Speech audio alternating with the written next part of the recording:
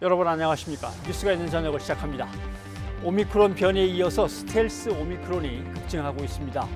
안타깝게도 유행의 정점이 늦어지고 그 규모도 커질 가능성이 높아졌습니다. 방역당국은 백신 접종과 함께 목의 통증이나 기침가래 등의 의심 증상이 있으면 신속히 진단을 받으시길 당부하고 있습니다. 또 가족이나 가까운 지인들도 잘 살펴서 서로 챙겨주셔야겠습니다. 뉴스가 있는 저녁, 먼저 오늘 준비한 주요 내용을 윤보리 앵커가 소개합니다. 전해주시죠. 네, 오늘의 주요 뉴스 전해드립니다. 문재인 대통령은 윤석열 당선인이 대통령 집무실을 국방부 청사로 옮기기로 한 데 대해 일단 제동을 걸었습니다. 한반도 위기가 고조되고 새 정부 출범이 촉박한 때 이전은 안보 공백과 혼란을 낳을 수 있다며 충분한 준비가 필요하다고 밝혔습니다. 문재인 대통령은 집무실 이전에 대한 우려를 인수위와 협의한 뒤 최종 입장을 밝히겠다며 국방부와 합참은 흔들리지 말라고 주문했습니다. 집무실 이전을 위한 예비비 안건도 내일 국무회의에서 다뤄지지 않을 것으로 전해졌습니다. 문재인 대통령이 차기 대통령 집무실 이전 시기 재고를 요청한 데 대해 국민의힘은 안보 공백 문제는 충분히 설명했다며 강하게 반발했습니다. 윤 당선인과 인수위는 공식 입장을 아직 내놓지 않았습니다. 부동산 문제에 비판을 쏟아내던 언론이 대선 이후엔 집값 상승 문제에 전혀 다른 잣대로 보도하는 양상을 보이고 있습니다. 그때그때 다른 부동산 기사들 따져봤습니다. 첫 소식입니다. 윤석열 당선인의 대통령 집무실 이전 계획에 대해 청와대가 시기 조정을 요청하면서 일단 제동이 걸렸습니다. 청와대는 취지에는 공감하지만 안보 공백이 우려된다며 준비가 더 필요하다는 입장을 내놨습니다. 홍성기 기자가 보도합니다. 윤석열 대통령 당선인의 집무실 이전 계획 발표가 나온 지 하루 만에 문재인 대통령은 직접 국가안전보장회의를 주재했습니다. 국가안보와 관련된 최고 의결기구를 통해 대통령 집무실 이전 계획이 안보에 미치는 영향을 점검하기 위해서입니다. 청와대는 이전 계획 취지에는 공감하지만 무리한 면이 있어 보인다며 사실상 반대 입장에 회의 결과를 전했습니다. 새 정부 출범까지 얼마 남지 않은 촉박한 시일 안에 국방부와 합참, 대통령 집무실과 비서실 등 보좌기구, 경호처 등을 이전하겠다는 계획은 무리한 면이 있어 보입니다. 특히 한반도 위기가 높아지는 시기라는 점을 근거로 들었습니다. 안보 역량의 결집이 필요한 정부 교체기에 준비되지 않은 국방부와 합참의 갑작스런 이전과 청와대 위기관리센터의 이전이 안보 공백과 혼란을 초래할 수 있다는 우려를 현 청와대를 중심으로 설정한 비행 금지 구역 등 대공 방어 체계 조정도 현실적인 검토 대상으로 꼽았습니다. 그러면서 시간에 쫓길 상황이 아니면 준비가 된 뒤에 이전하는 게 맞다는 입장도 내놨습니다. 또 정부가 이 같은 우려를 인수위에 전하고 협의를 거쳐 최종 입장을 결정할 것이라고 밝혔습니다. 그러면서 임기가 끝나는 마지막 날 밤 12시까지 국가안보와 군 통수는 현 정부와 현 대통령의 책무라는 점도 강조했습니다. 청와대가 윤 당선인 측의 집무실 이전 계획에 대해 불가능하다는 입장을 공식적으로 밝히면서 신구 권력 충돌 우려는 현실이 되는 모습입니다. YTN 홍성기입니다. 앞서 윤석열 당선인 측은 대통령 집무실 이전을 위한 예비비를 신청하고 다음 달 10일 국방부 이전 완료를 목표로 잡았습니다. 하지만 청와대가 예비비 편성안을 내일 국무회의에 상정할 계획이 없다고 밝혀 차질이 불가피해졌습니다. 홍주혜 기자입니다. 대통령 집무실에 자리를 내주기 위한 국방부 이전은 다음 달 10일에 완료하는 것을 목표로 진행되고 있습니다. 애초 인수위원회가 발안 시한은 이달 말이었지만 이사 기간이 최소 20일은 필요하다는 국방부 요청에 따라 좀 더 미뤄진 것으로 알려졌습니다. 이후 리모델링에 들어가 한 달간 준비하면 오는 5월 10일 입주가 가능하다는 판단입니다. 인수위는 또 대통령 집무실과 국방부 청사 이전에 496억 원이 필요할 것으로 보고 예비비 신청도 마쳤습니다. 국무회의에 상정될 것으로 알고 있습니다. 이를 위한 현 정부와의 협조는 저는 신뢰를 기반으로 이루어지고 있는 것으로 알고 있습니다. 예비비는 국무회의 심의를 거쳐 대통령이 확정합니다. 그러나 집무실 이전 계획이 무리하다고 밝힌 청와대는 당장 예비비 편성안을 국무회의에 상정하는 것도 어려울 거라고 밝혔습니다. 당선인 측은 예비비 지출 승인이 되는 대로 국방부 이전 작업에 바로 들어갈 방침이었는데 이것부터 막히게 된 겁니다. 따라서 취임 직후 5월 10일부터 용산 시대를 열겠다는 윤석열 당선인의 구상에도 차질이 빚어질 수밖에 없습니다. 청와대 관계자는 다만 언제든지 협의만 잘 되면 임시 국무회의를 바로 열어 처리할 수 있다고 가능성은 열어뒀습니다. 하지만 재원 확보라는 첫 번째 관문에서 제동이 걸린 만큼 대통령 집무실 이전 작업이 예상대로 이루어질지는 미지수입니다. YTN 홍주혜입니다.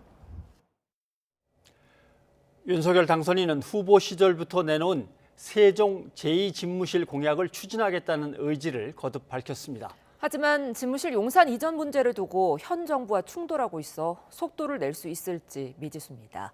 박서경 기자입니다.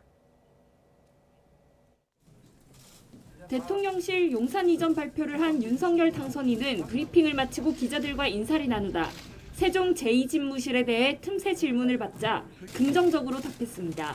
세종식 제2집무실 공약도 예상적으로 사실은 그 얘기도 하려고 그러다가 주제가 막 여러 가지로 막 섞일까봐 안 했는데 그것도 하여튼 신중하게 제가 동향을 마치고 후보 시절 공약한 세종 제2집무실 설치와 국회 세종의사당 조기 건립을 통한 행정수도 세종 기조를 밝힌 겁니다.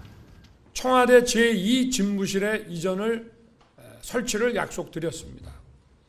앞으로 명실상부한 대한민국의 행정수도, 정치의 수도로서 역할하도록 저와 국민의힘이 끝까지 책임지고 김병준 인수위원회 지역균형발전특위위원장 역시 주요 현안은 TF를 꾸려 운영할 계획인데 시기를 재단하긴 어렵지만 세종 제2집무실도 TF가 구성될 확률이 높다고 밝혔습니다. 하나 분명한 것은 지금 당선인께서 지역균형발전과 지방분권 문제를 역대 어느 대통령보다도 강조하고 계시고 대통령실 용산 이전에 이어 세종 제2집무실 설치에도 드라이브를 거는 모습이지만 내부적으로는 고심이 큰 것으로 전해졌습니다. 인수위 업무 시작과 동시에 청와대 이전이 모든 이슈를 빨아들인 만큼 대통령 집무실 문제가 계속해서 거론되는 데 대한 부담이 적지 않습니다. 게다가 청와대가 용산 이전에 사실상 제동을 건 상황이라 세종 집무실 추진 계획도 불투명해졌다는 해석도 나옵니다. 뜻은 있어도 고삐를 바짝 당기기는 애매한 상황. 세종 제2집무실 추진은 청와대 용산 이전부터 해결한 뒤 속도 조절에 들어갈 것으로 보입니다. YTN 박서경입니다. 윤석열 당선인의 대통령 집무실 용산 이전 계획을 놓고 여야가 격렬한 공방을 이어가고 있습니다. 민주당이 안보와 민생 공백을 집중적으로 지적하자 국민의힘은 가짜뉴스로 발목을 잡는다고 맞섰습니다. 보도에 나연수 기자입니다. 윤석열 당선인이 직접 대통령 집무실 용산 이전 계획을 밝힌 다음 날 더불어민주당 회의에서는 불통정권이 본색을 드러냈다는 성토가 이어졌습니다. 집무실 이전 기간 안보 공백은 누가 책임질 것이냐며 지난 열흘간 소모적인 논쟁 속에 민생은 뒷전이 되고 있다고 지적했습니다.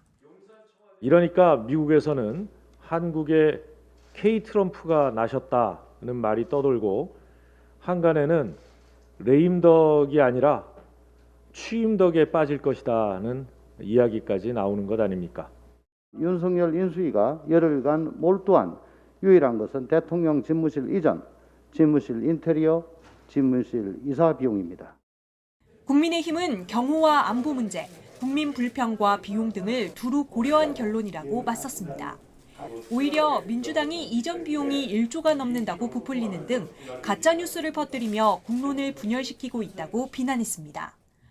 민주당 아직 출범도 하지 않은 새 정권이 발목 잡는 데 혈안이 될 것이 아니라 문재인 대통령이 지키지 못했던 광화문 대통령 약속을 이제라도 지킬 수 있도록 협조해야 마땅할 것입니다. 1조가 들 이유가 어디 있습니까? 500억도 안 되는 이전 사업을 1조를 든다고 하는 게 광우병 생각이 나기도 하고 왜 이러는지 모르겠어요.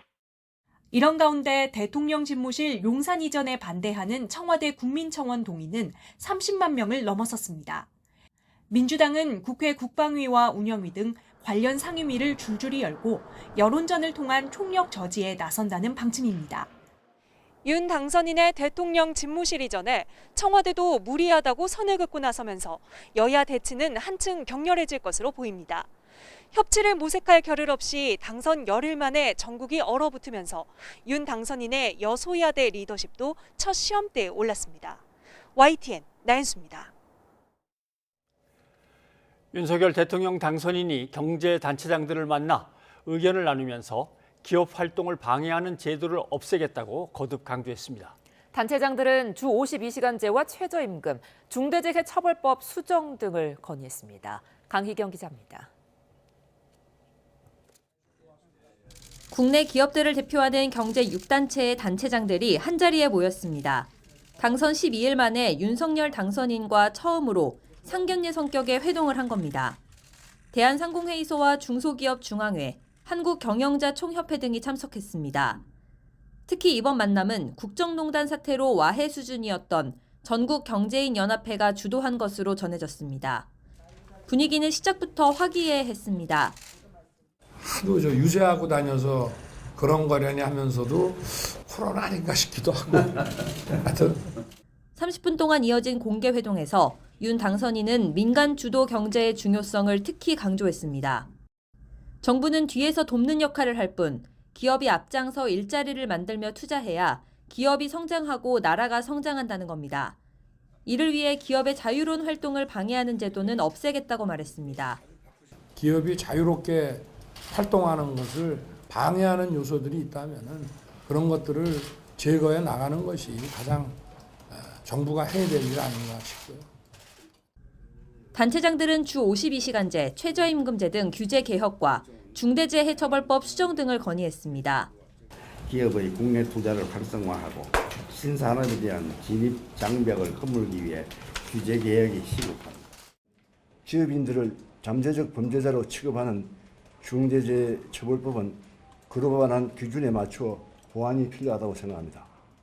이후 원형 탁자에 모여 앉아 도시락을 먹으며 비공개로 대화를 이어갔고 회동은 예정보다 1시간 길어진 2시간 반 동안 진행됐습니다. 주로 단체장들의 건의가 이어졌는데 윤 당선인은 비상식적인 부분들을 앞으로 차근차근 정상화해 나가겠다고 답한 것으로 전해졌습니다. 이번 만남은 이례적으로 식사를 제외한 모든 장면이 공개로 진행됐다는 점에서 더 관심을 모았습니다. 최근 대통령 집무실 이전 문제가 논란의 중심이 되자 경제, 기업 이슈로 시선을 전환하려는 의도가 담긴 것으로 풀이됩니다. 민간주도 일자리와 규제 개혁은 당선인이 후보 시절부터 내세웠던 대표 공약이기도 합니다. 이번 회동을 시작으로 차기 정부의 경제 정책도 점차 윤곽을 드러낼 것으로 보입니다. YTN 강희경입니다. 대통령직 인수위원회는 새 대통령 취임식 전인 5월 초에 국정과제를 공개하기로 했습니다. 또 새 정부의 부동산 정책 방향에 대한 관심이 높아지면서 부동산 전담팀 구성을 놓고 고심 중입니다. 김승환 기자입니다.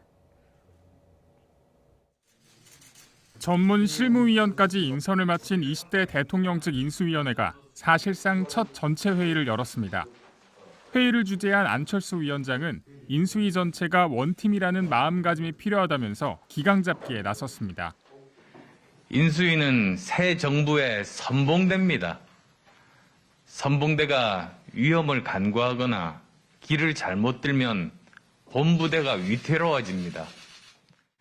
또 새 정부의 방향성을 가늠할 국정과제 대국민 발표 시점은 5월 초로 잡았습니다.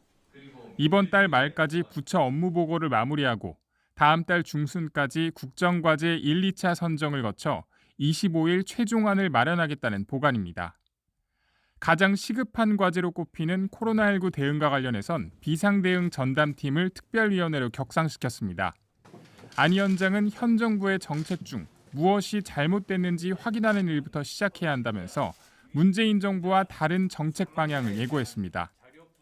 무너진 정치 방역의 폐허 위에 과학 방역이라는 든든한 성을 지어야 합니다. 첫 회의에서는 위중증 환자와 사망을 줄이기 위해 치료 체계를 바꾸고 과학적 근거를 중심으로 한 방역 대응이 필요하다는데 의견을 모았습니다. 선거 이후 다시 들썩이고 있는 부동산 문제를 어떻게 풀어나갈지도 초미의 관심사입니다. 집값 안정과 규제 완화라는 두 마리 토끼를 잡아야 하는데 일단 부동산 관련 전문 실무위원이 포진한 경제 2분과에서 주도권을 가지고 들여다볼 예정입니다. 부동산 이슈가 정권 교체의 주요 이슈로 꼽혔던 터라 따로 전담팀이 구성될 가능성도 있습니다. 특히 그간 세간의 이목이 청와대 이전에 집중돼 논란이 가중된 만큼 코로나19와 부동산 등 민생 해결을 위한 대책 마련에 집중하는 행보를 통해 국면 전환에 나설 것으로 보입니다. YTN 김승환입니다. 지방선거를 2달여 앞두고 각 당마다 경쟁 구도도 치열해지고 있는데요. 국민의힘은 오늘 지방선거에 출마하는 현역 의원에게 불이익을 주는 심사 규정을 의결했습니다. 현역 의원은 10%, 5년 동안 무소속 출마 경력이 있는 자는 15%를 감점하기로 한 건데요. 이렇게 되면 당장 대구시장 출마를 선언한 홍준표 의원은 25%의 감점을 받게 될 전망입니다. 일부에서는 그동안 윤석열 당선인에게 쓴소리를 마다하지 않았던 홍 의원에게 사실상 불이익을 주기 위한 것이라는 해석까지 내놓고 있는데요. 홍 의원은 최근 자신이 운영하는 인터넷 사이트 청년의 꿈에서 왜 자꾸 청와대를 옮기려는 걸까요? 라는 질문에 건물이 문제가 아니라 사람이 문제라는 답글을 달기도 했습니다. 대선 경선 TV 토론에서 역시 윤 당선인과 신경전을 벌였던 유승민 전 의원의 경기지사 선거 출마도 관심인데요. 유 전 의원은 최근 측근들과 경기지사 출마 여부에 대해 논의한 것으로 알려졌습니다. 더불어민주당에서는 염태영 전 수원시장이 오늘 처음으로 경기지사 출마를 공식 선언했죠. 또 다른 경쟁자인 민주당 안민석 의원과 김동연 새로운물결 대표는 누가 더 오래 경기도에서 살았는지를 놓고 한 차례 신경전을 벌이기도 했습니다. 연락을 주셔서 출마를 권유하신 분들이 제법 있는 건 사실입니다. 아주대학교 총장을 했었고요. 예, 그렇죠. 예. 경기도에 제가 거의 30년을 살았습니다. 경기도에 30년 사셨다고 언론 플레이 하시는데 이런 식의 간보는 것은 이제 구태고요. 네. 저는 경기도 50년 살았어요. 한편 민주당 부산시장 유력 후보로 꼽혔던 김영춘 전 해수부 장관은 오늘 SNS를 통해 정치를 그만둡니다라는 글로 돌연 정계 은퇴를 선언했습니다. 김 전 장관은 부산시장 선거에 출마하지 않겠다며 정치적 역할에 대한 고뇌 때문이라고 밝혔는데요. 부산시장 후보 인물난을 겪는 민주당은 당혹스러운 분위기로 선거 판도에도 적지 않은 영향이 예상됩니다. 뉴스가 있는 저녁 윤보리입니다.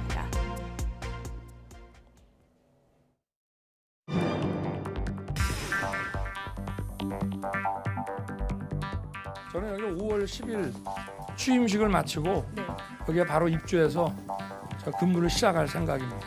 저희가 뭐 다 계산을 해보니까 가능합니다. 국방부를 합참 건물로 지금 이전을 하는데 이사 비용과 또 리모델링을 좀 해야 되기 때문에 거기 들어가는 예산을 이거 전부 기재부에서 뽑아가지고 받은 겁니다. 1조 원대에 이를 것이라는 비용 문제에 대해서도 명확한 해명이 없습니다. 무엇보다 이렇게 서두르는 이유를 명확히 알 수 없습니다. 임기 시작인 5월 10일에 개방하여 국민께 돌려드리겠습니다.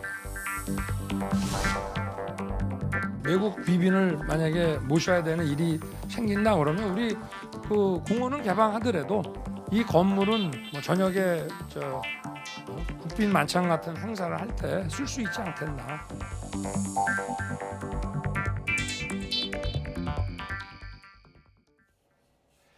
네, 윤석열 당선인의 집무실 용산 이전 발표 이후 논란이 커지고 있습니다. 그런데 청와대가 집무실 이전 시기를 재고할 것을 요청했습니다. 전국 현안 최영일 시사평론가와 짚어보도록 하겠습니다. 어서 오십시오. 안녕하세요. 예.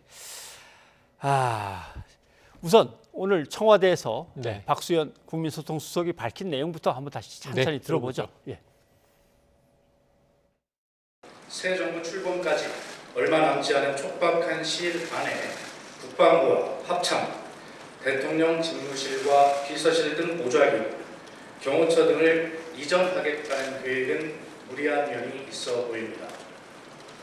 특히 한반도 안보 위기가 고조되고 있어 어느 때보다 안보 역량의 결집이 필요한 정부 교체기에 준비되지 않은 국방부와 합참의 갑작스런 이전과 청와대 위기관리센터의 이전이 안보 공백과 혼란을 초래할 수 있다는 우려를 충분히 살펴볼 필요가 있고, 현 청와대를 중심으로 설정되어 있는 비행금지 구역 등 대공 방어 체계를 조정해야 하는 문제도 검토되어야 합니다. 네. 어제 윤석열 당선인이 네. 대통령 집무실을 용산으로 이렇게 옮길까 합니다 하고 이제 쫙 조감도도 한번 보여주면서 맞습니다. 설명을 했단 말이죠. 청와대가 바로 이제 하루 만에 네. 곤란하겠습니다라고 얘기가 나왔는데 어떻게 보면 빨리 얘기하는 게 낫죠. 혼선이 더 길어지기 전에. 맞습니다. 예. 그래서 조율이 필요한 상황이고요. 거기에 대해서 지금 또 인수위의 답도 저녁에 나온 상황입니다. 예. 지금 이제 하루 만에 빠른 일들이 벌어지고 있는데 지난주가 좀 혼란스러웠어요. 그러니까 왜냐하면 이제 이 10일 이 개표 이후 당선이 확정된 다음에 예. 그다음에 이제 당선 선언하고 그 다음 주부터 이제 인수위가 빠르게 구성이 됐는데 이때 광화문 시대 반드시 한다. 그랬는데 그게 좀 하루 이틀 사이 용산 시대로 바뀐 거죠. 그 지난주에 용산이 처음 등장을 한 겁니다.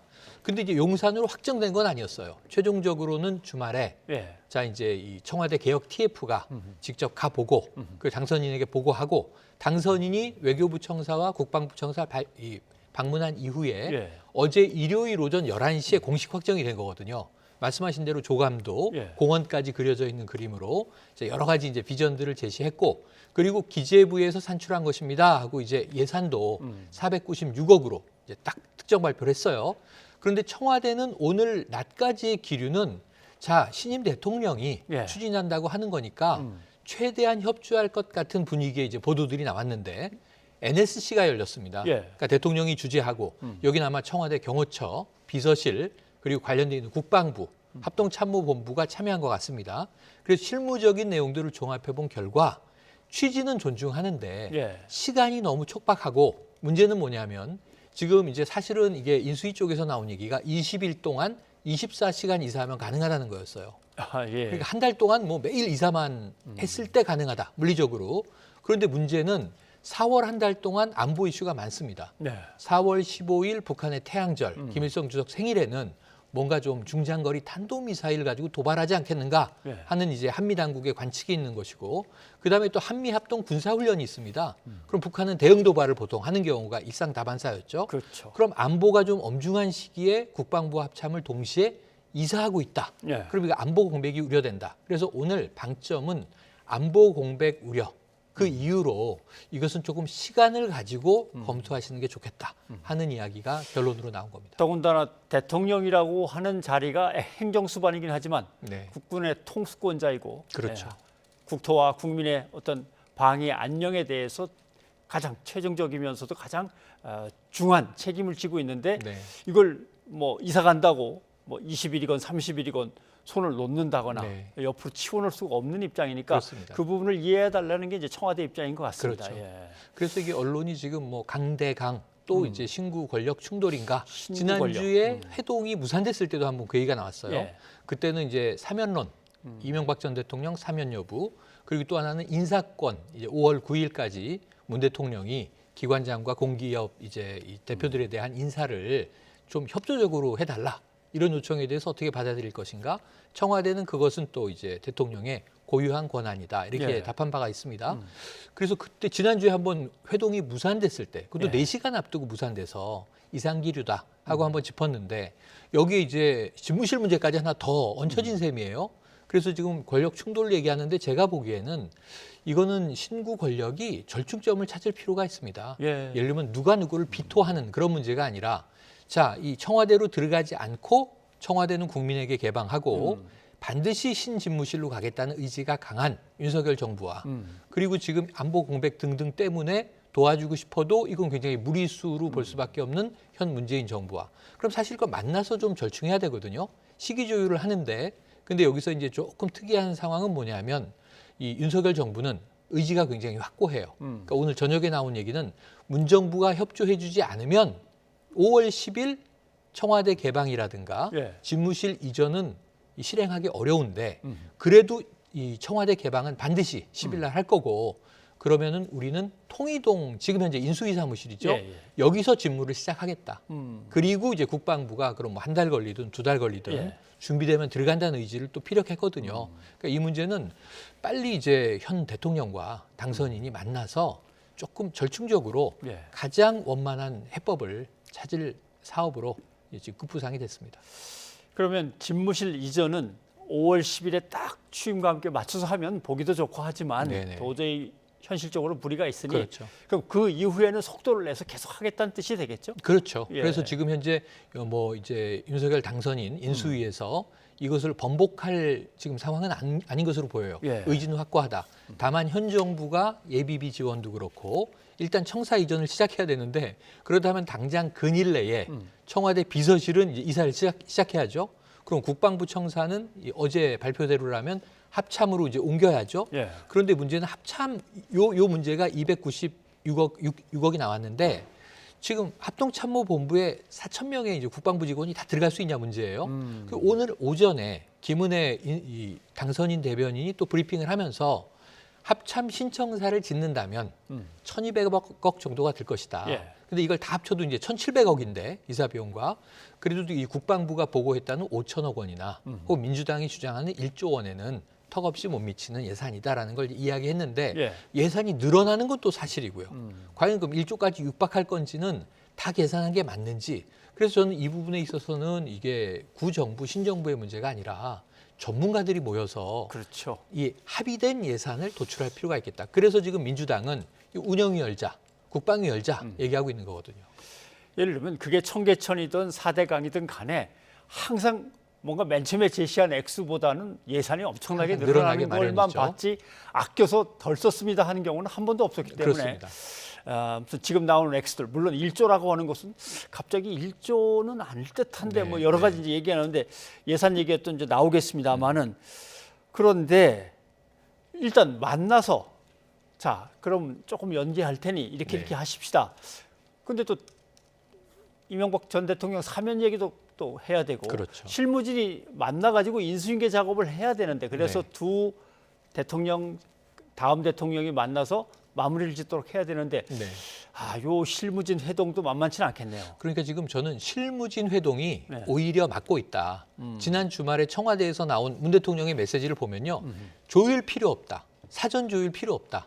일단 빨리 만나는 게 중요하고 국민들을 안심시켜야 한다. 이 메시지는 문 대통령은 이제 열려 있다고 얘기했는데 날짜만 잡으면 시간만 잡으면 언제든 만나고 의제는 미리 뭐 리스트업할 필요 없다는 거예요. 만나서 얼굴 맞대고 자 사면 문제도 그러니까 이게 애초에 국민의힘에서도요. 이게 민주당은 어떤 불만을 얘기했냐면 아니 언론 플레이를 다 해서 마치 받아들일 것처럼 이명박 전 대통령에는 김경수 지사 사면이 패키지로 될 것처럼 권성동 의원이 100%입니다. 이렇게 얘기를 할 때 언론 플레이로 다 의제를 공개해서 이 마치 안 하면 안 될 것 같은 압박을 취해놓고 예전에 이제 이 당선인 회동에는 이런 일이 없었다는 거죠.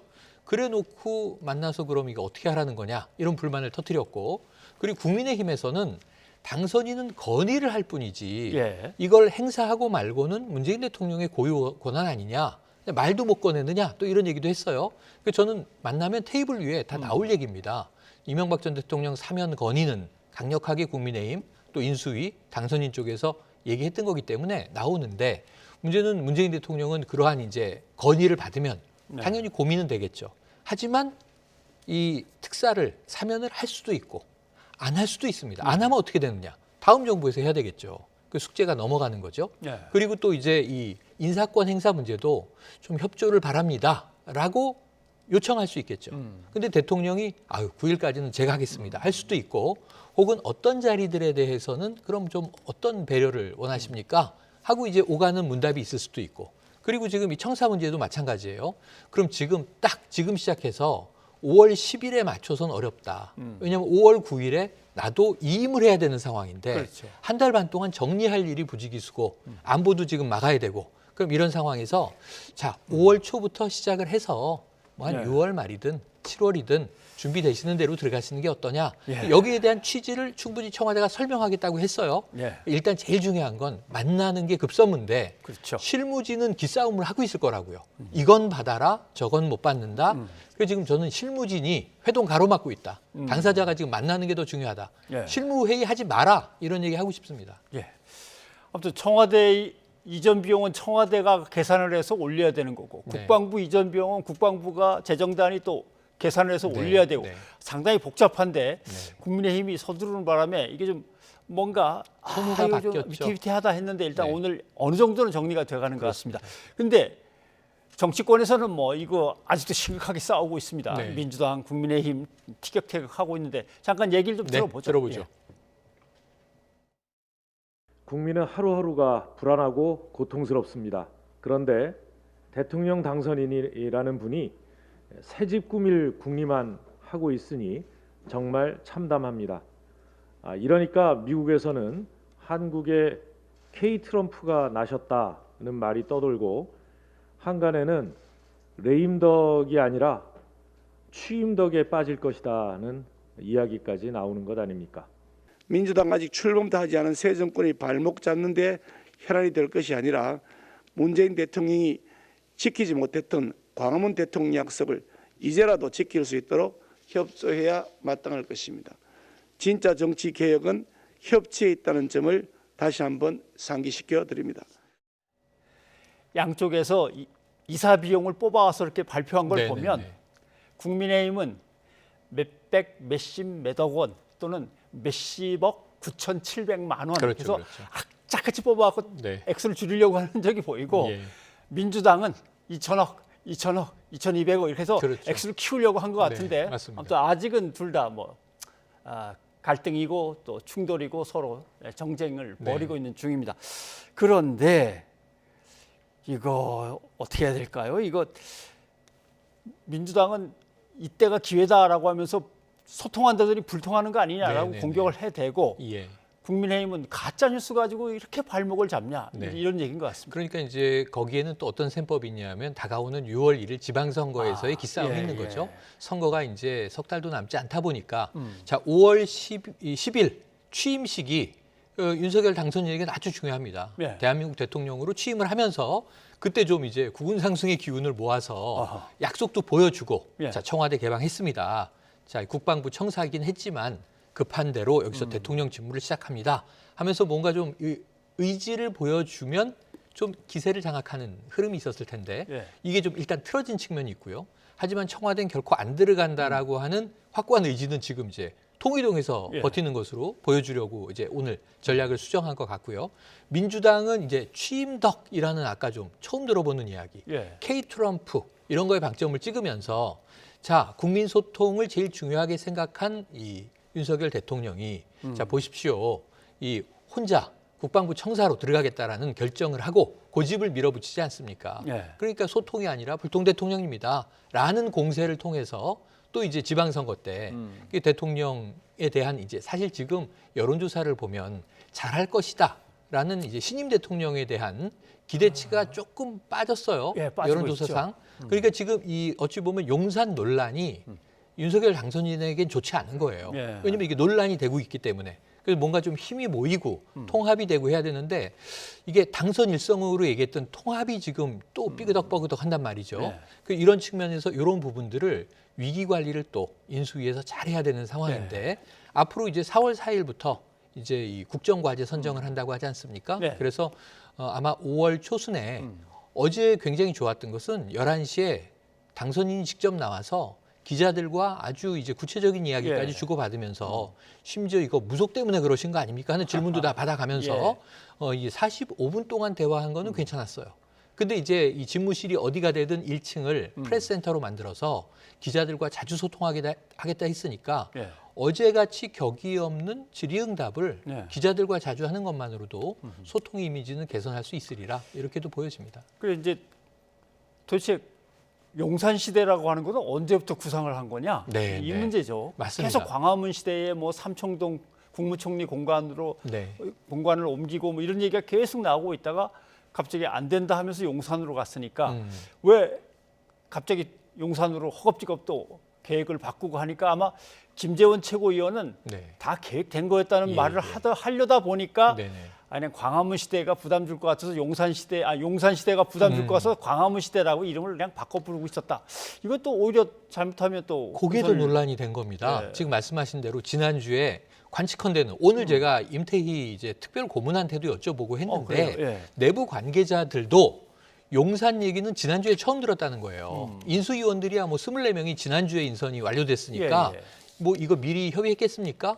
그런데 예를 들면 같은 당내에서는 자 이게 광화문은 문재인 정부 초반에도 검토했지만 불가능하다. 경호 문제, 벙커 문제 때문에 안 된다.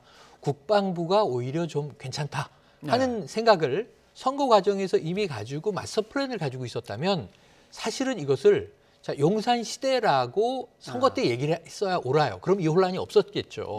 용산에 대한 문제가 이제 선거 과정에서 문제가 됐을 수 있지만 그 당시에 그게 뭐 그렇게 큰 이슈가 됐었을까 싶은데 문제는 광화문 시대라고 이야기해서 당선이 됐는데 당선 초반에도 광화문 시대, 광화문도 검토를 했는데 사실 지난주에 일부 보도에는 이게 언론 취재가 필요합니다. 사실 관측이 필요한데 자 국방부 출입하는 뭐 기자가 아유 광화문에 그렇게 자리 없으면 용산이 더 좋아요. 국방부 청사가 대통령 집무실로 딱입니다.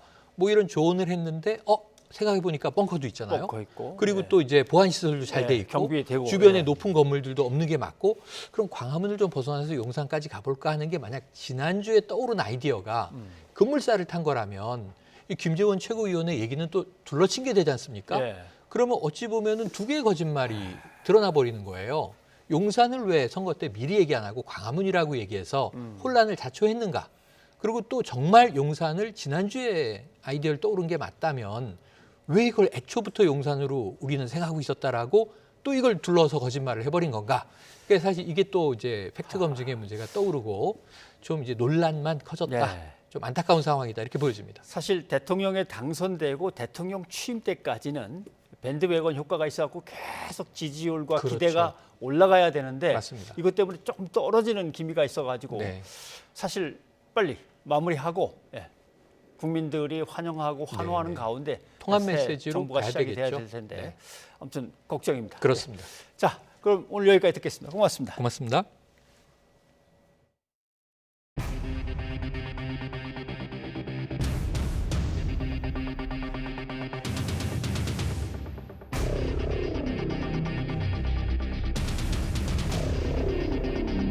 청와대를 온전히 국민께 개방하여 돌려드리는 측면을 고려하면 용산 국방부 청사 이전 결정을 신속히 내리고 추진하는 것이 옳다고 판단됩니다.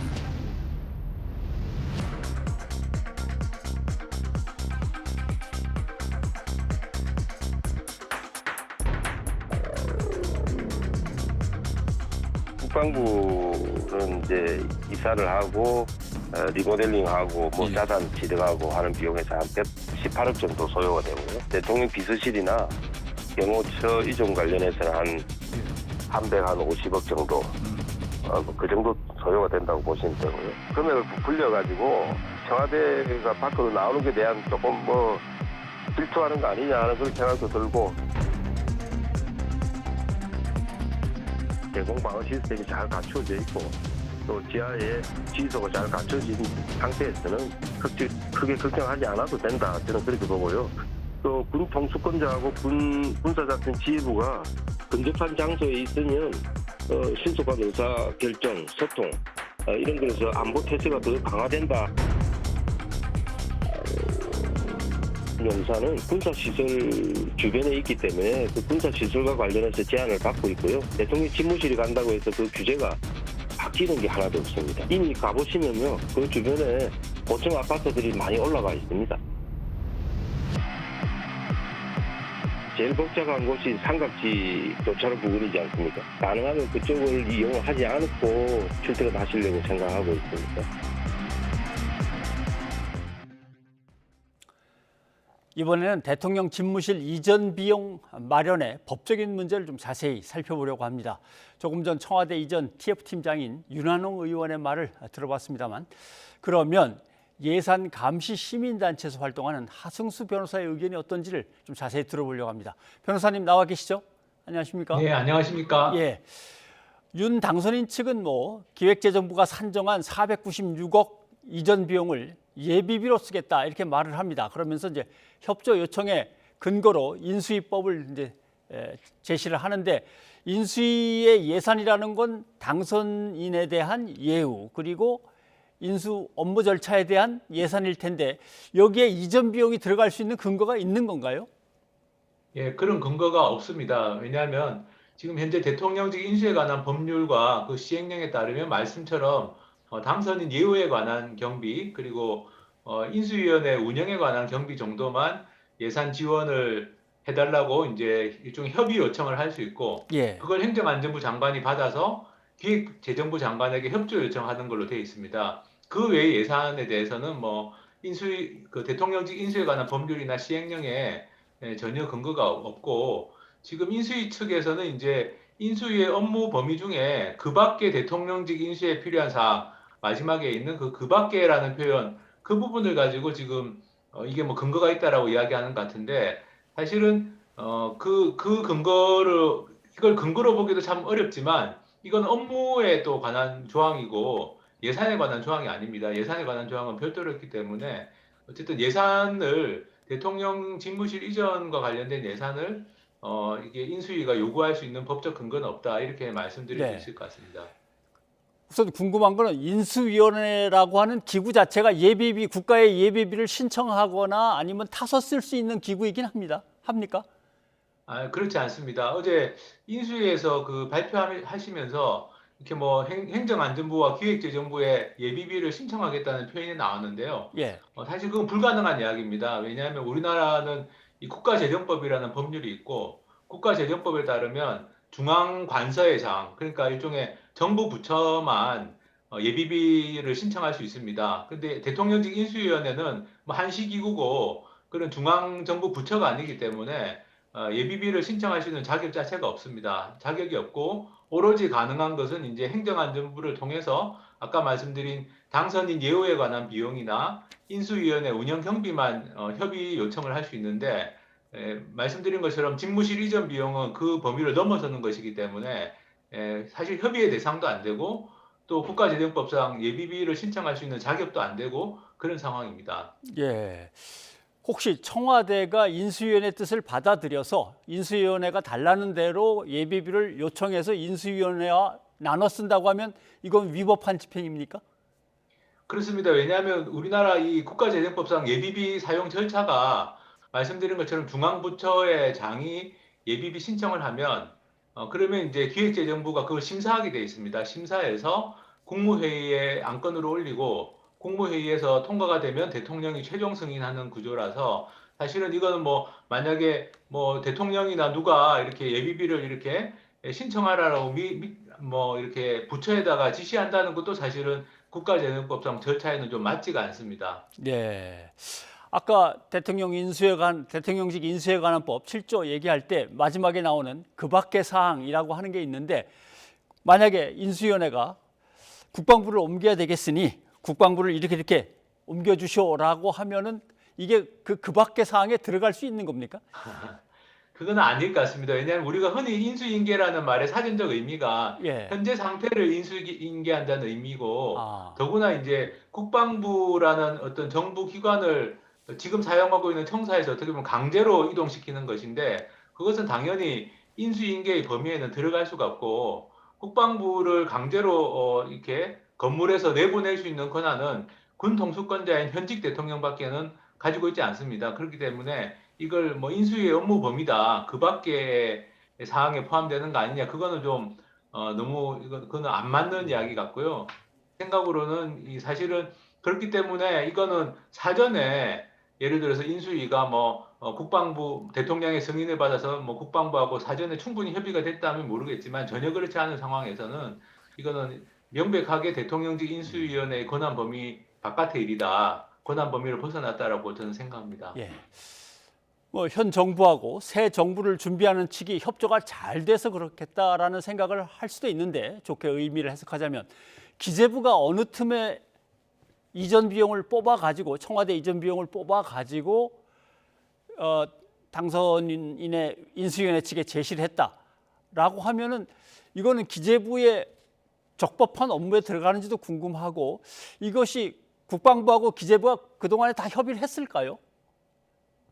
제가 생각에 저는 어제 그 내용을 듣고 좀 깜짝 놀랐습니다. 왜냐하면 아까 말씀드린 것처럼 예비비 사용 신청을 중앙정부 부처들이 하면 기획재정부는 그걸 심사하는 역할입니다. 심사해서 타당하다고 인정되면 이제 국무회의에 상정하는 것인데, 심사를 해야 되는 기획재정부가 계산을 해줬다라는 거거든요.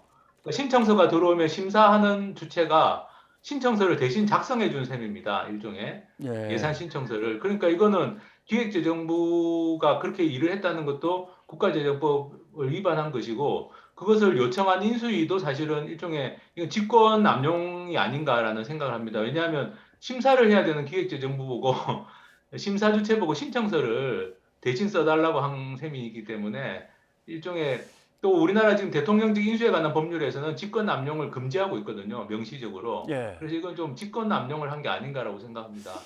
그 변호사님 뭐 시민단체를 많이 이제 운영해 보셨으니까 여쭤보는데, 사실 제일 어려운 게 정부 돈 타서 쓰는 게 제일 어렵고 복잡한 일입니다. 그 그렇습니다. 밑에 그리고 각종 증빙 서류가 엄청나게 붙어야 되지 않습니까? 그것도 다 심사받아야 되고. 근데 예를 들면 뭐 한 500억 필요합니다, 600억 필요합니다, 또는 1,200억이 또 새로 들어가야 되겠습니다. 이런 계산을 이렇게 두루뭉실하게 대충 제출해도 되는 건가요? 그렇게 하면 절대로 안 됩니다. 절대로 안 되고, 사실 원래 대형 국책 사업 같은 경우는 아시는 것처럼 예비 타당성 조사라는 절차가 그래서 있고, 그리고 이제 이게 뭐 예비 타당성 조사가 면제될 수 있는 사업일 수는 있는데, 뭐 국방에 관한 사항이기 때문에 그렇지만 예비 타당성 조사가 면제되는 경우에도 면제받는 절차가 있고, 그 과정에서 관련 전문가의 자문 검토를 거치게 되어 있습니다. 그런 절차가 전혀 안 거쳐진 상태에서 지금 496억이라는 비용이 나온 것이고, 또 예비비를 신청할 때에도 그 계산 근거를 명백하게 해야만 신청할 수 있도록 국가재정법이 되어 있습니다. 근데 지금 계산 근거가 명백하지 않으니까 뭐 이게 496억이다, 1,200억이 더 있다, 이런 이야기들이 나오는 거라서, 사실은 이건 정부 예산 회계의 일반적인 원리로 봤을 때 지금 상황은 사실 도저히 이거는 있을 수 없는 일이다. 이 국가의 사업을 추진하면서 이렇게 계산 근거도 분명하지 않은 상태에서 정부 자금 예비비를 쓰겠다고 하는 것 자체가 저는 굉장히 좀 잘못된 일이라고 생각합니다. 일단 청와대에서 취지는 충분히 공감하지만 이건 시기나 이런저런 여건을 고려할 때 죄송합니다, 안 되겠습니다라고 하면은 당선인 측에서 그래도 어떻게든 해 보십시다라고 강제할 수 있는 방법은 전혀 없는 건가요? 전혀 없습니다. 이건 현직 대통령이, 그러니까 국방부를 움직일 수 있는 권한도 현직 대통령 권한이고, 예비비를 승인할 권한도 현직 대통령 권한이기 때문에 사실 당선인은 처음부터 이거는 추진하지 말았어야 되는 일입니다. 본인이 취임하신 다음에 추진을 할 일이지, 취임하기 전에 추진할 수 있는 성격의 일이 전혀 아니었기 때문에, 지금 만약에 문재인 대통령이 안 되는 일이라고 한다면 뭐 이걸 추진할 수 있는 방법은 없고, 그런데 이걸 계속 이제 문재인 대통령, 현직 대통령에게 이걸 요구하는 것은 또 그 굉장히 큰 문제라고 생각합니다. 왜냐하면 그렇게 되면은 이 법적인 책임은 또 문재인 대통령이 져야 되는 거거든요. 만약 이 사업이 나중에 잘못된 것으로 드러났을 때 이 예비비 사용 승인을 한 것도 문재인 대통령이고, 국방부를 이전하도록 한 것도 문재인 대통령이기 때문에 사실 법적인 책임은 다 현직 대통령이 지는 겁니다. 권한도 현직 대통령이 가지고 있는 거고. 근데 그거를 책임도 안 지는 사람들이 지금 막 해달라고 한다는 것 자체가 사실은 이거는 뭐 어떤 국가라는 큰 어떤 이 조직에서 저는 좀 전혀 안 맞는 일이다. 하고 싶으면 본인들이 권한과 책임을 가지고 있을 때 하면 되는 일이지, 권한과 책임이 없는 상태에서 권한과 책임이 있는 사람이 안 된다고 하는 일을 계속 해달라고 하는 건 사실 억지를 쓰는 것에 지나지 않는다. 저는 좀 왜 이렇게 무리한 일을 추진하느냐에 대해서 좀 근본적인 의문을 가지고 있습니다.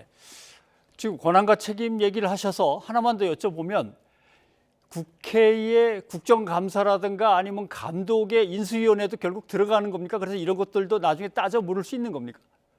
이게 정부의 예비비가 지출돼서 인수위 운영 경비도 정부 예비비가 받아서 쓰는 거기 때문에 당연히 이거는 국정조사를 할 수 있는 사안이고, 그리고 또 기획재정부가 아까 말씀드린 것처럼 국가재정법을 전혀 위반해가지고, 국가재정법을 위반해서 뭐 이렇게 계산을 기획재정부가 심사를 해야 되는 기획재정부가 예산을 뽑아준다든지 이런 것들도 사실은 기획재정부에 대한 어떤 국정조사나 감사를 할 때 충분히 따질 수 있는 문제이기 때문에 뭐 현재 상황에 대해서는 저는 앞으로 좀 진실 규명이 좀 필요한 부분도 있지 않은가. 왜냐하면 이걸 통해서 우리가 이런 일이 좀 앞으로는 없도록 해야 되지 않는가라는 생각을 좀 합니다. 알겠습니다.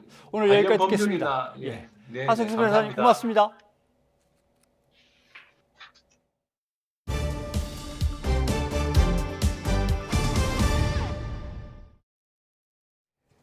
대통령 집무실을 국방부 청사로 이전하면 윤석열 당선인은 한남동에 있는 공관에서 출퇴근할 것으로 보이는데요. 상습 정체가 빚어지는 지역이라 경호 등의 문제로 시민 불편에 대한 우려도 적지 않습니다. 실제 윤 당선인의 출근 경로를 김대겸 기자가 직접 이동하며 살펴봤습니다. 제가 나와 있는 곳은 대통령 공관이 들어서게 될 서울 한남동 공관촌입니다. 윤석열 대통령 당선인은 취임식 직후 이곳에서 서울 용산 국방부 집무실까지 출퇴근을 하게 되는데요. 여러 경로 가운데 한 곳을 정해서 직접 이동해 보도록 하겠습니다. 새벽 6시 20분, 공관을 나서면 곧바로 편도 6차선대로와 만나고 다시 편도 2차선 도로로 진입해 이태원을 관통한 뒤 녹사평역을 지나 삼각지역 방면으로 향합니다. 용산 국방부 집무실까지 이동거리는 약 3.2km. 신호등 19개와 어린이 보호구역 1곳, 평균 속도 40에서 50km 달렸을 때 대기시간 등을 빼면 용산 집무실까지 걸린 시간은 5분 30초입니다. 대통령 출퇴근에는 6, 7대의 수행 차량이 앞뒤로 따라붙게 되는데 이동 동선에 맞춰 차례로 신호가 통제되기 때문에 실제 소요 시간은 3, 4분 안팎으로 예상됩니다. 전체적으로 한 6, 7대 정도 대형 행렬 정도가 예상이 되는데 이런 정도는 통과 시간이 뭐 한 교차로 통과할 때 10초면 다 한꺼번에 통과한다고. 대통령 지나가기 전에 1분 전에 지나가면서 신호가 축차적으로 쭉 열리거든. 하지만 변수도 많습니다. 한강진역 바로 앞 국제학교가 위치해 등하교 시간 전후로 긴 차량 행렬이 이어진 데다 뒤이어 이어지는 이태원역과 녹사평역 앞 편도 2차선 도로 역시 악명 높은 정체구역입니다. 정체는 국방부 앞 삼각지 고가도로까지 쭉 이어집니다. 아침이나 점심시간에 차가 되게 많거든요. 그래서 사람들도 많이 왔다 갔다 하는데 이쪽 서울 딱 한가운데여가지고 출퇴근 시간에 오히려 좀 밀리고 그러지 않을까 좀 걱정도 좀 되긴 하고요. 다른 동선도 있긴 하지만 서빙고역과 이촌역, 용산역을 돌아 더 먼 거리를 우회하기 때문에 시간과 거리는 배 이상 늘어납니다. 대통령 이동 시에는 보안상 문제로 반경 1km 통신을 마비시키는 이른바 재밍을 하게 되는데 경호처가 출퇴근 과정에도 전파를 방해할 경우 일시적인 불편이 이어질 가능성도 있습니다. 무선 원격 조전을 사전에 차단하기 위해서 이제 그 재밍을 하는 거예요. 목적이 그런 거라고. 주변에 뭐 이제 그 통신 장애를 일으키니까 뭐 무선 통화가 안 된다든가 이런 문제가 있을 수 있지. 대통령직 인수위 측은 시민 불편을 최소화하는 방향으로 여러 출퇴근 동선을 고려하고 있다고 밝혔지만 상습 정체 구간을 피할 수 있는 경로는 사실상 없어 취임식 직후 당분간은 혼란과 불편이 불가피해 보입니다. YTN 김대겸입니다.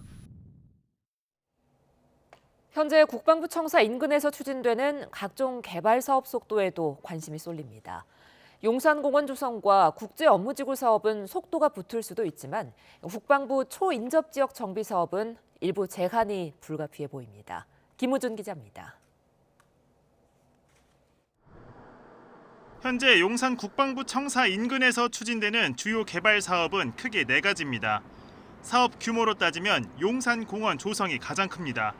미군기지 반환과 함께 진행하는 곳으로 공원 규모만 300만 제곱미터가 넘습니다. 용산공원은 기지 반환 지연과 오염 정화비 비용 등의 문제로 10여 년간 정체되어 왔었는데요.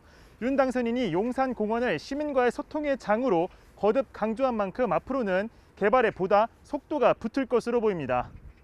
두 번째로 큰 규모는 용산 정비창 부지 개발입니다. 오세훈 서울시장의 역점 사업으로 51만 제곱미터에 달하는 용산 철도 정비창 부지에 100층이 넘는 랜드마크 빌딩과 초고층 아파트를 세워 국제 업무 지구로 탈바꿈한다는 겁니다. 앞서 윤석열 당선인은 추가 규제가 없다고 못을 박은 만큼 서울시와 조율하면서 순탄하게 진행될 것으로 보입니다. 원래 군사시설 보호구역에 의한 제한을 받고 있습니다. 그 제한에 따라서 계속 개발이 된 겁니다. 추가적인 제한은 없습니다. 논란으로 떠오른 건 새로운 대통령 집무실과 인접한 지역에서 추진하는 도시 정비 사업입니다.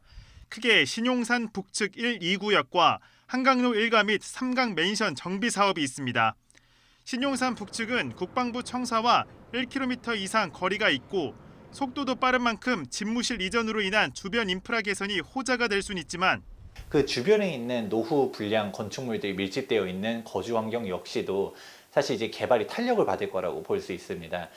직선거리로 100m 남짓한 초인접 지역인 한강로 1가와 3강 맨션은 30층 이상 초고층 건설을 추진하는 만큼 일부 추가 규제는 불가피할 전망입니다.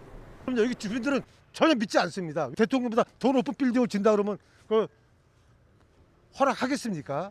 용산구의 오랜 수건 사업인 경부선과 경원선 철도 지화화 사업은 윤 당선인의 공약인 만큼 탄력을 받을 가능성이 큽니다. 다만 이 같은 사업 대부분 규모가 크고 완료되기까지 많은 시간이 필요한 만큼 당장 부동산에 끼치는 영향은 제한적일 거라는 분석입니다. 대통령 집무실 주변 지역의 변화는 크게 없을 거로 보여지는데요.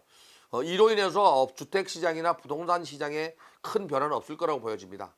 오히려 대통령 경호와 함께 국방부 인근에 집회와 시위가 몰리면서 교통 혼잡 등 불편이 커져 악재로 작용할 수 있다는 전망도 나옵니다. YTN 김우준입니다.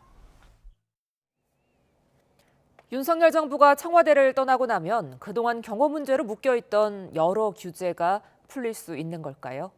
그리고 앞으로 주변 지역 개발 전망은 어떨까요? 강정규 기자가 짚어봤습니다.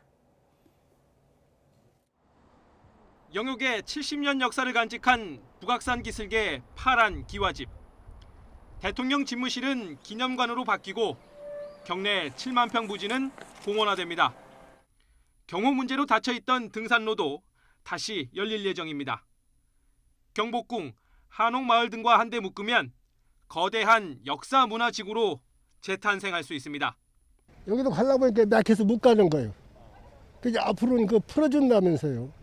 그러면 가고 싶은 대로 마음대로 가고 청와대도 좀 구경하고 그 좋을 거 아닙니까? 코로나19 장기화와 잦은 집회 시위에 따른 통제로 활력을 잃은 상권에도 호재입니다. 촛불 집회부터 해서 집회가 엄청 많아가지고 사실 도로도 통제되고 장사하는데 어려움이 많아서 지금 보시다시피 상권이 많이 죽어 있거든요. 개발 제한 완화를 기대하는 심리도 꿈틀대고 있습니다. 보시는 것처럼 청와대 주변엔 야트막한 건물들 뿐입니다. 더 크고 높게 짓고 싶어도 규제에 묶여 있기 때문입니다. 경복궁, 인왕산 등 문화재와 자연경관 보호 차원에서 20m 이상의 건물을 지을 수 없습니다. 지난 2010년부터는 서울시 조례에 따라 한옥 보전구역으로도 지정됐습니다. 대통령 집무실을 이전한다고 해서 규제가 쉽게 풀리기 어려운 구조입니다.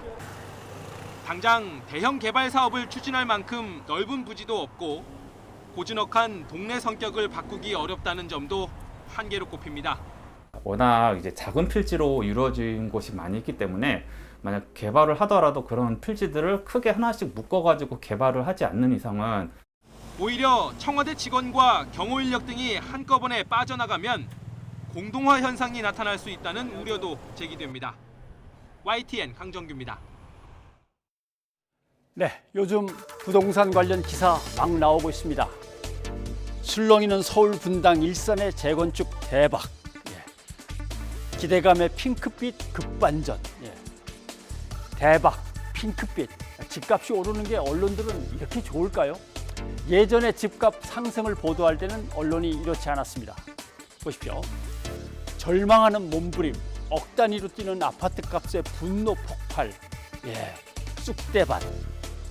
국민은 억 단위로 뛰면 분노한다는데 언론들은 요번에 10억 단위로 뛴다고 신바람이 막 났습니다. 그렇게 신바람이 나는 걸까요? 10개월 만에 17억 껑충. 수혜주, 강남 재건축 호재가 넘쳐 10개월에 10억 쑥. 이것도 기사가 이상합니다. 요거는 10일 기사거든요. 10일 기사에 10개월 만에 17억이면 11일 기사에서는 20억짜리를 찾았어야 되는데 여기는 또 7억이 줄었습니다. 10억으로 쑥 내려갑니다. 뭔가 기사들이 좀 이상합니다. 아무튼 빨리들 재건축 아파트 보러 오라 이런 뜻이기도 한 것 같습니다. 부동산 중개 대행업소나 투자 기획사가 할 일을 대신해 주기도 합니다. 보십시오. 핫플레이스 10 이런 것도 있고요. 재건축 빨라지고 세부담 준다. 빨리 와라 이런 얘기가. 또 가난한 노동자의 최저임금에 빗대서 비판하던 집값 상승이 대통령 선거 끝나고는 기대감으로 바뀐 것도 있습니다. 보십시오. 전세가 한 달에 2,400만 원이 올랐다. 그러면 최저임금 받는 근로자는 1년 내내 받은 걸 다 모아도 이걸 못 쫓아간다라고 하는 겁니다. 그 밑에 기사는 대선 끝나고입니다. 자, 대선 끝났으니 오를 일만 남았다. 수천만 원씩 뛰는 일기 신도시 호가. 물론 이건 매매고 이거는 전세입니다만은 저 수천만 원이 얼마냐면은 기사 내용을 보면 5천만 원, 9천만 원입니다. 전세 2,400만 원 상승이 절망적인데 매매 호가 5천만 원, 9천만 원 상승은 기대가 가득한 호재. 이게 말이 되는 걸까요? 자, 오늘 민주언론 시민연합에서 비판을 했습니다. 정권에 따라서 이랬다 저랬다 엿가락 논조. 국민은 일관된 관점과 날카로운 시각으로 권력과 정책을 감시하고 견제할 것을 언론에게 바라고 있다라고 하는 겁니다. 변상욱의 앵커 리포트였습니다.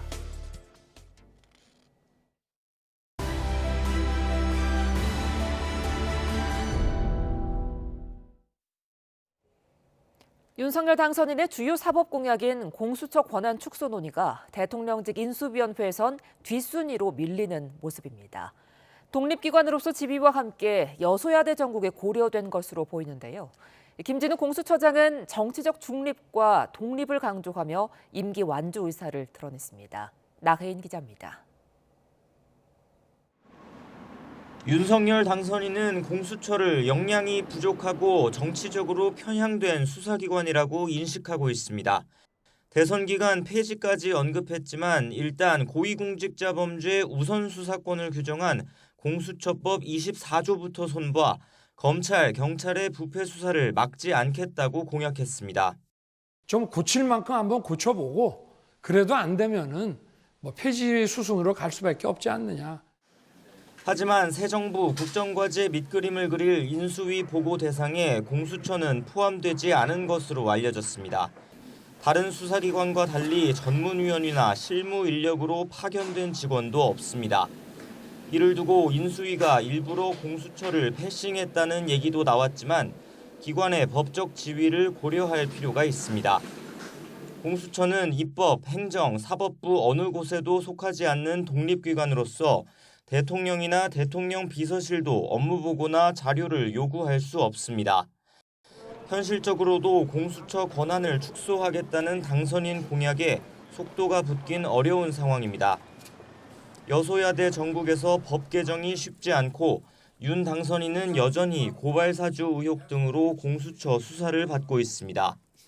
공수처는 인수위가 요청하면 운영 현황이나 당선인 공약에 관한 기관 의견을 밝힐 수 있다는 입장입니다. 앞서 국회에는 윤 당선인이 독소 조항이라고 규정한 공수처법 24조가 오히려 검경의 사건 축소나 은폐를 방지할 수 있다는 반박 의견을 냈습니다. 김진욱 공수처장은 직원들에게 이메일을 보내 외부 환경 변화가 클수록 정치적 중립과 독립을 굳건히 지키자고 강조했습니다. 초대 기관장으로서 공수처가 뿌리내릴 수 있도록 끝까지 소임을 다하겠다며 임기 완주 의사도 드러냈습니다. 인수위 사법분과 전문위원으로는 검찰총장 시절 윤 당선인을 보좌했던 차장검사급 2명이 파견됐습니다. 각각 대검찰청에서 형사정책 담당관과 정책기획과장으로 일했던 기획통 검사들입니다.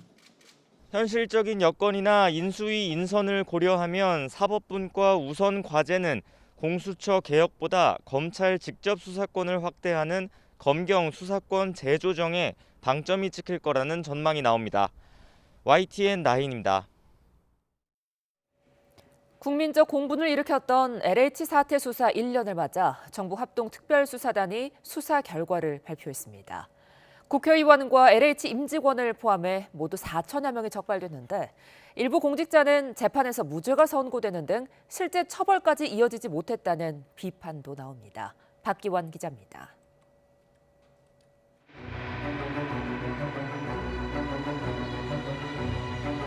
3기 신도시로 지정된 경기도 광명 시흥지구.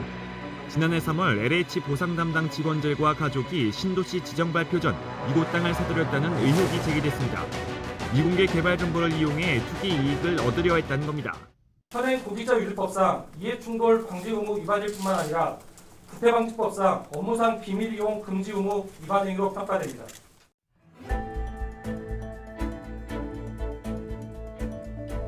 LH 직원들이 내부 정보로 땅 투기를 한 정황이 잇따라 드러나면서 국민적 공분이 일었고 공직자 등 투기 사범에 대한 고발이 쏟아졌습니다. 정부도 경찰과 금융위 등으로 구성된 합동특별수사본부를 꾸려 부동산 투기 사범에 대한 대대적인 수사에 나섰습니다. 수사 착수 1년 만에 특별수사본부는 수사 결과를 발표했습니다. 부동산 투기 사범 4,200여 명을 적발했고 이 가운데 국민의힘 정찬민 의원 등 64명은 구속됐습니다. 단속 결과 부동산 투기 사범 총 6,081명을 수사하여 4,251명을 송치하고 그중 혐의가 중한 64명을 구속하였습니다. 유형별로는 농사를 짓겠다고 속여 농지를 매입한 농지법 위반 사례가 가장 많았고 부정청약과 기획부동산 사기 사범 등이 뒤를 이었습니다. 하지만 국민의 공분을 산 공직자에 대한 수사는 부족했다는 평가도 나옵니다. 특별수사본부가 수사한 공직자 가운데 혐의를 입증해 검찰에 송치한 건 절반 정도. 국회의원만 보면 고작 18%에 불과합니다. 일반 투기사범 송치율이 70%를 넘긴 것과 대조적입니다. 송치 이후 과정도 개운치 않습니다. LH 사태의 단초가 됐던 광명 시흥지구 투기 직원 등이 1심 재판에서 혐의 입증이 부족했다는 이유로 일부 무죄 판결을 받았기 때문입니다. 수사가 미흡했다는 평가가 나오는 이유입니다. 경찰은 특별수사본부 체제를 상시 단속, 기획수사 체제로 바꾸고 앞으로도 투기사범 단속에 집중한다는 계획입니다. 하지만 근본적인 제도 개선이나 제대로 된 처벌조차 이루어지지 않는 상황에서 부동산 투기 근절이 가능할지는 여전히 의문점이 남습니다. YTN 박견입니다. 최근 기름값이 천정부지로 뛰어올라 한 달에 많게는 5,000리터까지 기름을 넣는 화물 노동자들에겐 큰 부담일 수밖에 없는데요. 이들이 기름값 폭등으로 생계 위협을 받고 있다며 정부의 대책 마련을 요구하고 나섰습니다.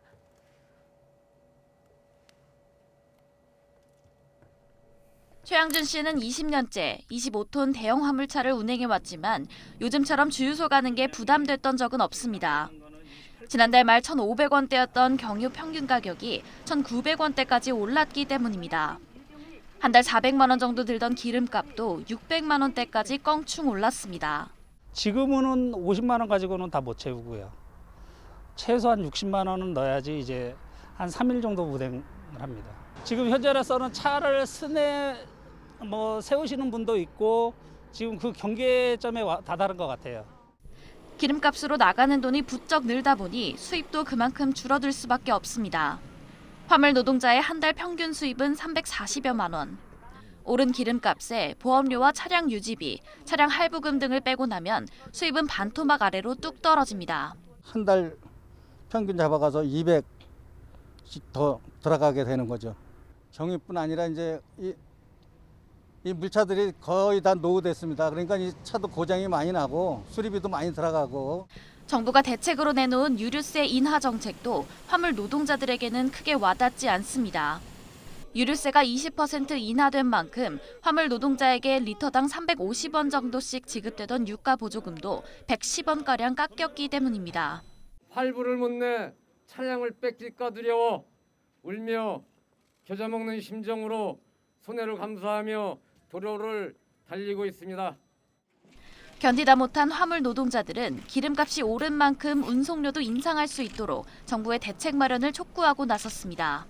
컨테이너와 시멘트 운송의 경우 3개월에 한 번씩 기름값에 따라 변동된 운임 기준을 고시하도록 한 안전운임제가 시행되고 있는데 이를 모든 품목으로 확대해달라는 겁니다.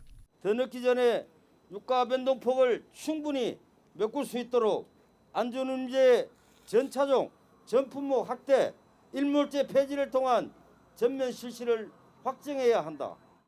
끝날 줄 모르는 기름값 고공행진에 당장 생계를 위협받는 화물 노동자들은 대기업 화주들에게도 운송료 인상을 통해 고통을 분담해달라고 호소했습니다.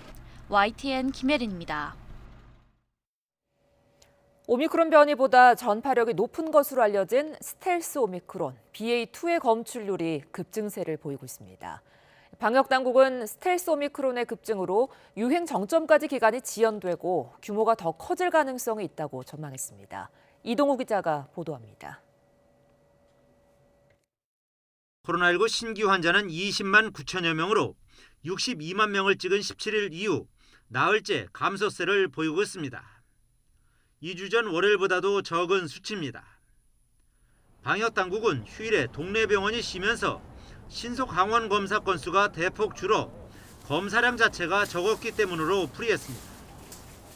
누적 확진자는 958만 명으로 이번 주에 1,000만 명을 넘길 것으로 보입니다. 정부는 일단 확산세 둔화는 분명하지만 수요일에 급증하는 현상이 반복되는 만큼 목요일까지 확진 규모를 봐야 감소세 전환 여부를 판단할 수 있다고 설명했습니다.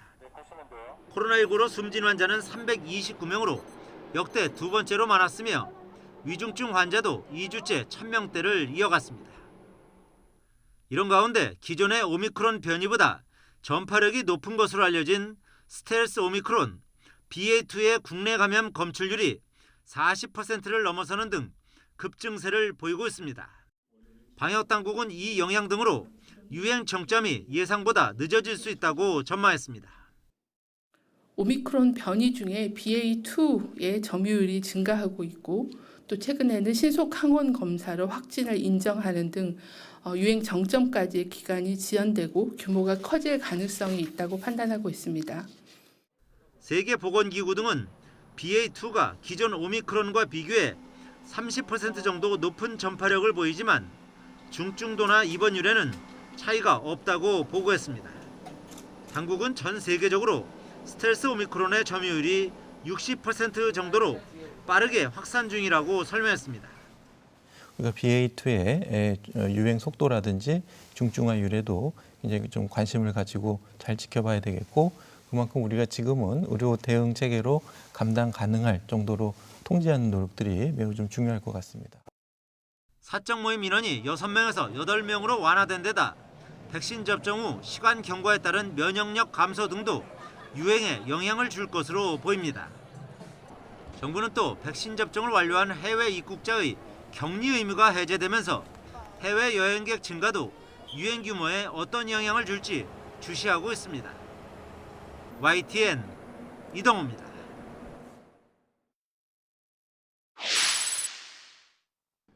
Вооруженными силами Российской Федерации взята под полный контроль вся территория Херсонской области.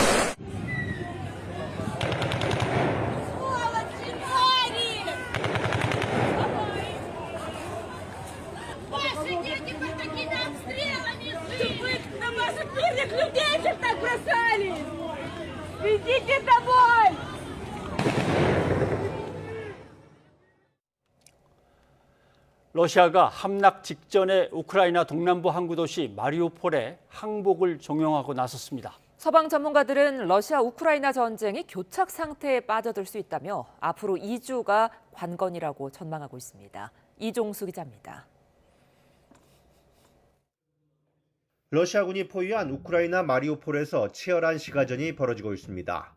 우크라이나군이 마리우폴을 필사적으로 사수하고 있지만 전세는 이미 러시아로 기운 것으로 우크라이나 고위 관계자도 인정했습니다.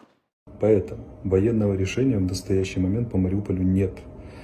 Можете сколько угодно затыкать меня, офис президента, лично президента и так далее. Этого решения нет. Это мнение не только мое, это мнение военных. 마리우폴은 우크라이나 동부 친러시아 반군 점령지 돈바스와 러시아가 무력 병합한 크림반도를 연결하는 요충지여서 러시아군이 개전 초부터 집중 공격했습니다. 이러면서 주민 400명이 대피한 학교가 폭격당하는 등 민간인 피해가 극에 달했습니다. Блокадний Маріуполь увійде в історію відповідальності за воєнні злочини. Зробити таке з мирним містом. 러시아는 마리우폴을 총력 사수하는 우크라이나군에 즉각 항복을 요구했습니다.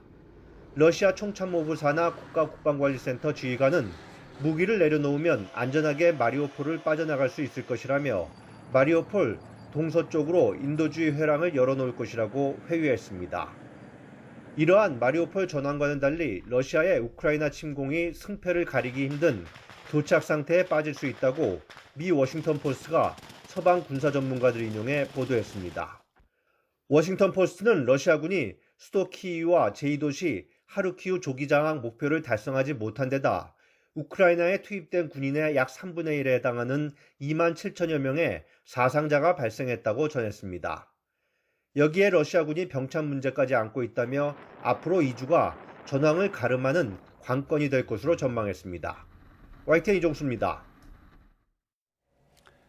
조 바이든 미국 대통령이 오는 25일 폴란드를 방문합니다. 하지만 우크라이나는 방문하지 않습니다. 김원배 기자가 보도합니다. 조 바이든 미국 대통령이 러시아의 우크라이나 침공 이후 처음으로 23일 유럽 순방길에 오릅니다. 바이든 대통령은 24일 벨기에 브뤼셀에서 북대서양 조약기구 나토 동맹국 정상, 유럽연합 EU 회원국 정상, 그리고 주요 7개국 G7 정상 등을 만날 예정입니다. 백악관은 성명에서 러시아가 우크라이나에서 일으킨 부당한 전쟁으로 인도적 문제와 인권 문제가 발생했다며 바이든 대통령은 미국이 어떻게 대응할지 동맹과 우방국과 함께 논의할 예정이라고 밝혔습니다. 바이든 대통령은 25일엔 우크라이나와 국경을 맞댄 폴란드를 방문해 안제이 두다 대통령과 정상회담을 열고 우크라이나 사태 해결 방안 등을 논의할 계획이라고 백악관이 밝혔습니다. 바이든 대통령의 이번 폴란드 방문에선 우크라이나에 대한 지원 방식을 두고 여러 의제가 논의될 것으로 예상됩니다. 폴란드는 우크라이나와 국경을 맞댄 국가로 우크라이나의 피난민 200만 명 이상을 적극적으로 받아들였습니다. 유럽에서 우크라이나 피난민을 가장 많이 받아들여 다른 유럽 국가들의 완충지 역할을 하는 만큼 지원을 포함한 대응책이 논의될 가능성이 있습니다. 폴란드는 주류 서방 국가들과 달리 우크라이나의 나토 가입에도 긍정적인 의견을 내비치고 있습니다. 특히 동유럽으로서 안보 위협을 더 크게 느끼는 폴란드는 나토가 우크라이나 전쟁에 더 적극적으로 개입해야 한다는 입장을 내비치고 있습니다. 미국과 대다수 서유럽 국가들은 러시아와의 직접 충돌 가능성을 우려해 무기를 지원할 뿐 나토의 직접 군사 개입에 난색을 드러내고 있습니다. 백악관은 바이든 대통령은 이번 유럽 순방에서 우크라이나는 방문하지 않는다고 밝혔습니다. YTN 김원배입니다. 저희가 오늘 준비한 순서는 여기까지입니다. 함께해 주신 여러분 고맙습니다.